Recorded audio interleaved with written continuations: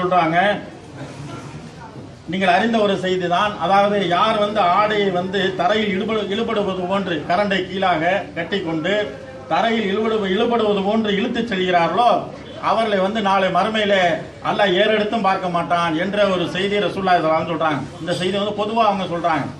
சொன்ன உடனே பக்கத்துல இருந்த அபூபக்கர் சித்திக் ரலியல்லாஹு அன்ஹு கேட்கிறாங்க, அல்லாஹ்வுடைய தூதர் அவர்களே, நான் கொஞ்சம் கவனக்குறைவா இருந்தா என்னுடைய கீழாடை நழுவி என்ன செய்யுது, அப்படியே இழுக்கிற மாதிரி ஆயிருது. என்னுடைய கீழாடை நழுவி இழுபட ஆரம்பிக்கிறது. நான் கொஞ்சம் அசால்ட்டா இருந்தா, கொஞ்சம் கவனக்குறைவா இருந்தா அந்த மாதிரி நடந்துருது அப்படின்னு சொல்றாங்க.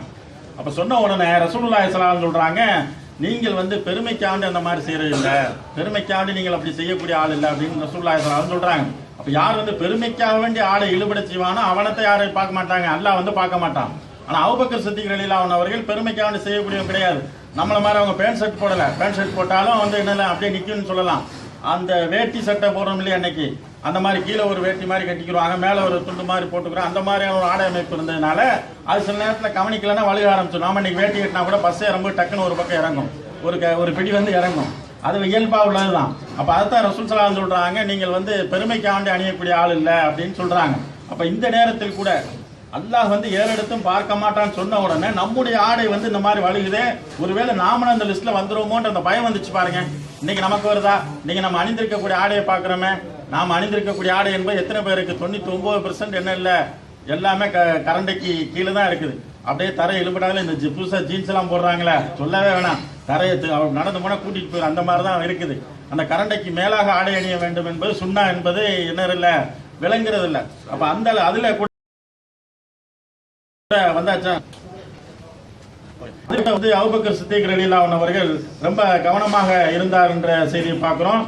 அது மாதிரி இந்த செய்தி புகாரில 3665 இலக்கத்தில் நீங்க பார்க்கலாம்.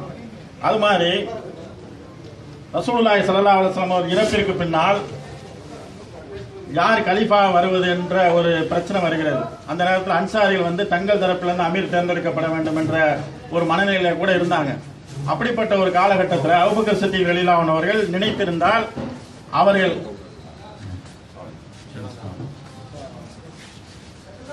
அரங்கத்திற்கு வருகின்றிருக்கக்கூடிய அண்ணன் அவர்களை வரவேற்கிறோம். யார் கலீஃபாவாக வர வேண்டும் என்ற அந்த ஒரு நிலையில அபூபக்கர் சித்திக் அவர்கள் நினைத்திருந்தால் என்னை கலீஃபாவாக தேர்ந்தெடுங்கள் அப்படின்னு சொல்லியிருக்க முடியும். தகுதி உள்ளவங்க 100% இல்ல, அதுக்கு பன்மடங்கு நாம சொல்ல முடியும், அவர்கள் தான் தகுதியானவர்கள். ஆனால் அந்த நேரத்தில் கூட அபூபக்கர் சித்திக் ரலியல்லாஹு அன்ஹு அவர்கள் என்னை கலீஃபாவை தேர்ந்தெடுங்கன்னு சொல்லவே கிடையாது. அவர் யாரை முன்னிறுத்துறாங்கன்னு சொன்னா மக்கள்கிட்ட சொல்றாங்க, நீங்கள் உமர் அவர்களிடத்திலோ அல்லது அபு உபைதா இப்னு அல் ஜர்ரா அவர்களிடத்திலேயோ நீங்கள் என்ன செய்யுங்க, பையச் செய்யுங்க, இந்த 2 பேர்ல யாராவது ஒருத்தரை நீங்க கலீஃபாவை தேர்ந்தெடுங்கன்னு சொன்னாங்க. அப்ப அந்த நேரத்தில் கூட தன்னை முன்னிலைப்படுத்தி தன்னை வளப்படுத்திக் கொள்ள வேண்டும் என்று தன்னை மேம்படுத்தி காட்ட வேண்டும் அவர்களை ஒருபோதும் விரும்பியதில்லை.